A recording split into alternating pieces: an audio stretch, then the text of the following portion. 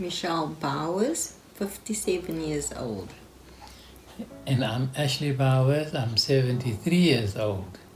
Yeah, well, we both met, we both been married before we met, and I have got two children, two sons from my previous marriage. I have 3 children from my previous marriage, 1 daughter and 2 sons. And then 2 that we fostered, which would be Kim and Terence, and Kim is the eldest of the 2. Kim was adopted basically at birth. The reason we adopted Kim was that at our church, pastor asked us to take care of this young mother who was pregnant still, and help her. And then Kim was born, and it was obvious that this mother could not afford, or her family afford, to have a little baby or bring up a baby. And then we decided that we're going to take that task, and then we brought the mother into our house where she gave birth to Kim. When Kim was born, at birth we brought both her and her mother into our home. Kim was such a cute little baby that we didn't hesitate at all to bring her into our home and suggest to the mother that we would like to foster Kim. And Kim was such a cute thing, cute baby, and everybody in the family loved her. Yeah, Kim's mother was part of our youth at the church when we were there, when she was there, and the relationship between ourselves and Kim's mother was actually very good. But the father, Kim's father, at that stage, we were very dubious about him, and in later years we became very great friends. But he had got involved with a gang, and apparently he was on the run for something. I was not sure why he was on the run from the police, and that made us raise our eyebrows a little. So he never obviously was allowed to come and visit Kim at home at that stage. But eventually we warmed to him, and up to today, both Kim's mommy and daddy is welcome in our home, and we are basically friends. Yeah, there was great impact in our lives. Obviously, first of all, there's a new baby in the house, and Kim was a joy. We had a lot of fun. We really had a lot of fun with her in the home. Being she had another younger brother, and obviously also someone that we took into our home.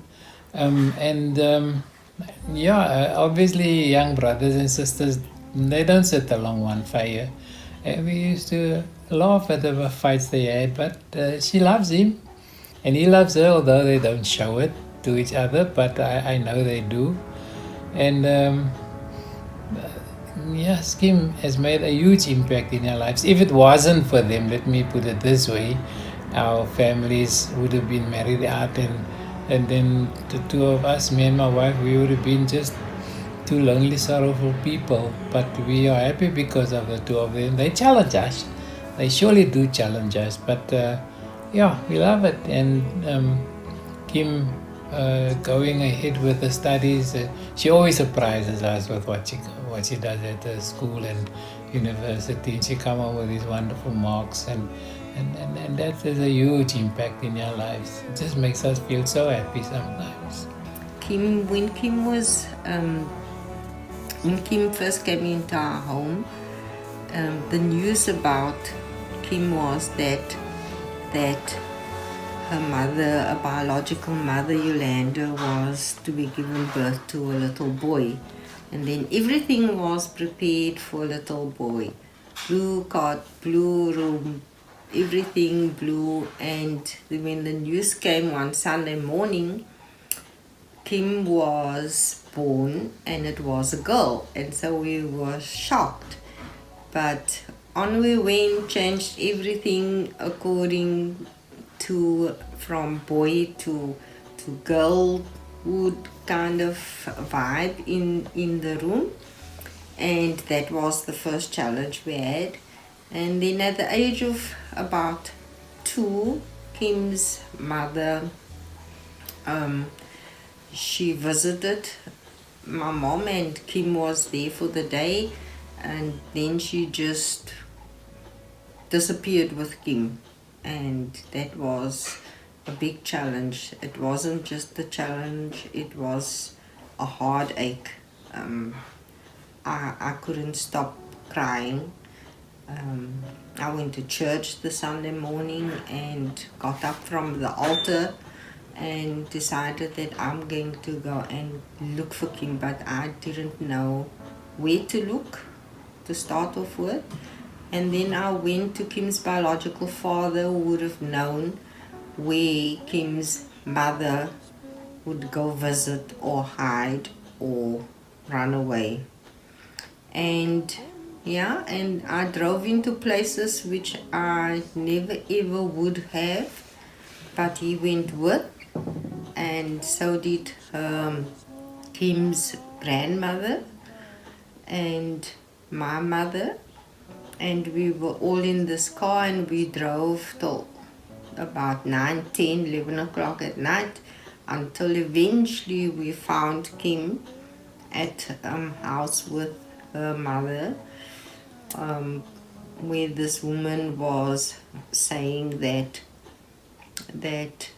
Kim is not my child.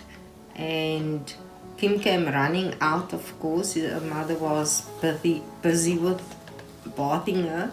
Kim came running out half naked when she heard my voice, wrapped her little arms around my knees, and she just wouldn't let go. It caused great confusion with Kim's biological mother to see a child didn't want to stay there and wanted to go with me. And I could also understand from a mother's point of view that Kim was the only positive thing in her life, and one of the things that was good in her life. And yes, I felt very heartsore for her. I felt heartsore for myself and my family, because we have now grown to love Kim as our very own. And by the end of the night, her biological father spoke to Kim's mother and said that she didn't work, and neither did him, and that they couldn't take care of Kim. I gave her a couple of ultimatums. This is now Kim's mother, and then she apologized for just taking Kim or grabbing Kim and disappearing with Kim. And as for us, we have never kept her away from Kim, and that she was always welcome. And this is the consequences of choices that she made. And she's one of the lucky ones where a child, Kim, didn't actually fall through the cracks and ended up at social workers or places like that. So yes, that was one of the challenges. But then saying that we've overcome all that, and that happened in the very early years of Kim's life. When Kim went to secondary school, she also had Kim had a tiff with her biological mother, where a mother mentioned the fact that she didn't call her mom but called me mom, and Kim had a different perception of really what happened with herself when she was a baby. She was under the impression that the mother just put her down on a stoop somewhere and left her there, but that was really not the case. And I've always taught Kim that the Bible teaches you that you must love your parents no matter what. It doesn't say if your mother is a prostitute that you mustn't love her, or your father is a drunkard that you mustn't love him. Unconditionally, you must love them. We were just there to help mold and look after Kim, and we are proud parents today of Kim.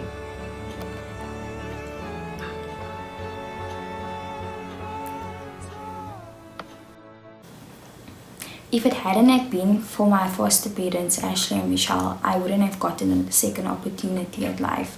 I wouldn't have been able to go to school. I wouldn't have been able to live this life that I'm living right now. But that doesn't mean that I don't love my biological parents less than. I still keep in contact with them. I love them. And I don't hate them for what they did. They did what they felt was best for me. And that's by letting Ashley and Michelle take care of me. And I just want everyone out there to know that there are good people out there in the world. There's nothing wrong with being adopted or being a foster care child. But if you do have that opportunity and you have had someone being able to take care of you like me, you'd see that your life is so much more than what you think.